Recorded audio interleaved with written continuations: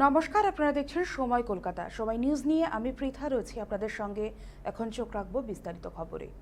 নিউটাউনে বড়সড় জালিয়াতি চক্রের পর্দাফাঁস। গোপন সূত্রে খবর পেয়ে সোমবার বিধাননগর পুলিশের সাইবার ক্রাইম, গোয়েন্দা পুলিশ ও টেকনো সিটি থানা একত্রে অভিযান চালায় নিউটাউন এলাকার একটি বাড়িতে। ভেতরে প্রবেশ করতেই চক্ষু চড়ক গাছ তদন্তকারী আধিকারিকদের। ঠিক কি হয়েছে নিউটাউনে বিস্তারিত জানবো। ফোন লাইনে রয়েছেন আমাদের প্রতিনিধি সৌভিক সান্যাল। সৌভিক, একেবারে নিউটাউন থেকে এই ঘটনা উঠে আসছে, জালিয়াতি চক্রের পর্দাফাঁস হয়েছে, কি জানতে পারছো? দেখো, তোমায় জানিয়ে রাখি, বিধাননগর পুলিশের সাইবার ক্রাইম, গোয়েন্দা পুলিশ ও টেকনো সিটি থানার যৌথ অভিযানে উদ্ধার 2 কোটি টাকার বেশি নগদ। একই সঙ্গে উদ্ধার করা হয় একাধিক টাকা গোনার অত্যাধুনিক মেশিন ও বাজেয়াপ্ত করা হয়েছে 4টি স্কুটি ও একটি স্কুটি, 4টি গাড়ি ও একটি স্কুটি।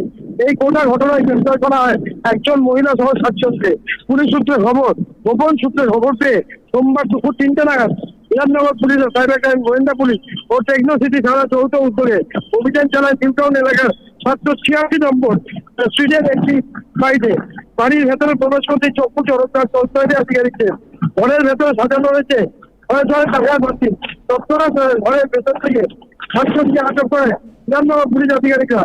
ইতিমধ্যে তাদেরকে গ্রেফতার করা হয়েছে এবং তাদেরকে গিয়ে আদালতে পেশ করা হবে এবং পুলিশ তাদেরকে ফুল টার্ম পিছিয়ে অর্থাৎ 14 দিনের যে হেফাজত, সেই হেফাজত চাইবে বলেই সূত্র মারফত খবর পাওয়া যাচ্ছে।